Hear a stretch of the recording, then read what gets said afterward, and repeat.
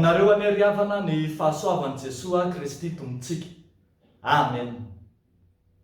Ny feon'Ilay mpiandry vavahady, ny feon'Ilay mpiandry vavahady, zany no asongadiny mofinainantsika anio.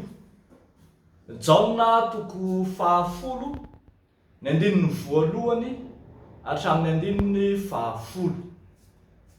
Ny feon'Ilay mpiandry vavahady, aseho amin'izany fa i Jesosy Kristy ilay mpiandry ny vavahady, ka ny ondry dia mihaino ny feon'ny mpiandry vavahady, mandray ny toromarika sy ny baiko avy amin'ilay mpiandry vavahady.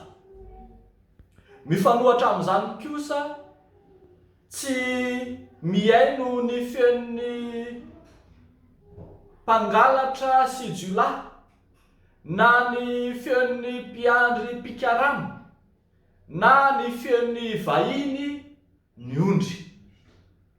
Tokana ny feo andrasan'ny ondry dia ny feon'ilay mpiandry vavahady. Io feo io ihany no ahafahany miditra sy mivoaka ny valan'ondry. Io feo io ihany no ahafahany mandray ny toromarika rehetra, ary io feo io ihany no ahafahany mahazo haniny. Mazava riavako arak'izany fa ny feon'i Jesosy no hano feo tokony inonony ondrin'Andriamanitra rehetra, tsy tokony handre feo hafa. Ny feon'ny fahavalo ohatra, izay angalatra sy androbaka ny finoana ao, izay hamiravira ny finoana kristianina, izay mitarika anao amin'ny fampianaran-diso samihafa. Tsy tokony hihaino ny feon'ny mpikaramy, na ny mercenaire, izay mitady hanararoatra, hitady ny tombotsoan'ny tenany, hihinana ny ondriko aza. Ary tsy tokony hihaino ny feon'ny vahiny, fa ny vahiny tsy malala tsara ny valan'ondry. Ny feon'ny vahiny tsy mahafantatra tsara ny ondry, ary tsy mahalala koa ny vala izay misy azy. Ireo tsy mahafantatra avy any ivelany, tsy mahalala ny zava-misy hiainan'ny ondry.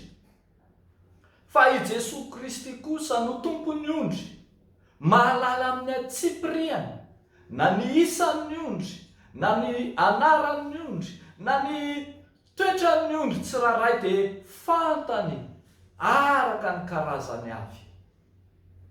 Io feon'i Jesosy io ihany arak'izany no tokony hohainontsika. Miteny amintsika amin'ny alalan'ny soratra masina Jesosy, ary io feon'ny soratra masina izay hitenenan'i Jesosy io no hano tokony hainontsika.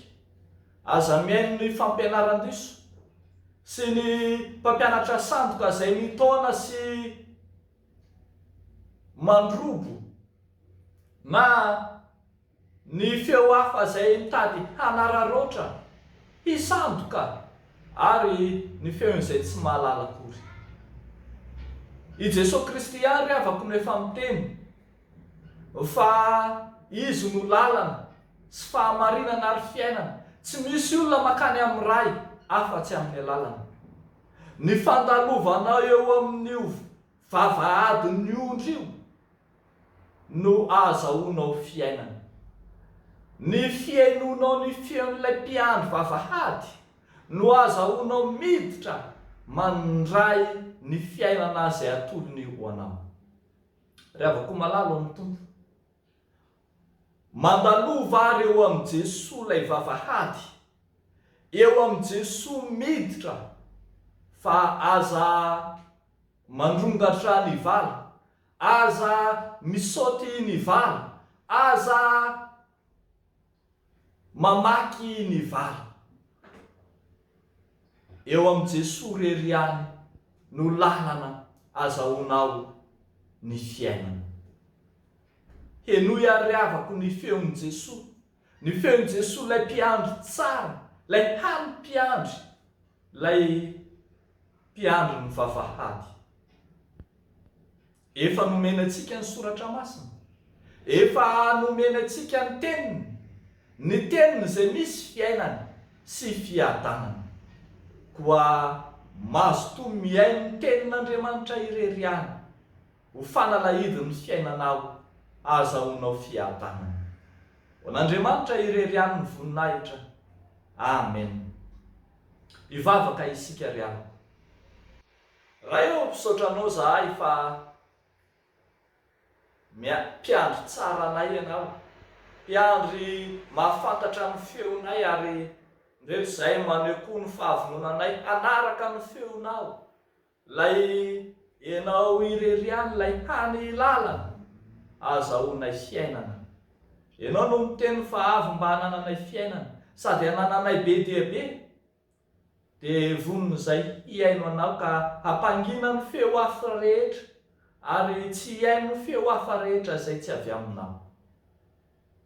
Amin'ity andro an'ity izay Tompo mitondram-bavaka ny tsiraray avy, mba hiorina tsara sy hatoky anao eo anatrehan'ny fiainana izay mifamaofao, mivadibadika, indrindra ny amin'ireo toe-javatra izay hiatrehanay, eo ny aretina, eo ny andro ratsy, eo ny fanararaotana samihafa amin'ny endriny maro samihafa. Ianao Jesosy ane, ampiorina ny finoan'ny fiangonana, ny mpino anao, ahatonga azy atoky hatramin'ny fahafatesana. Dia amin'ny anaranao Jesosy nanaovanay izany vavaka izany. Amen.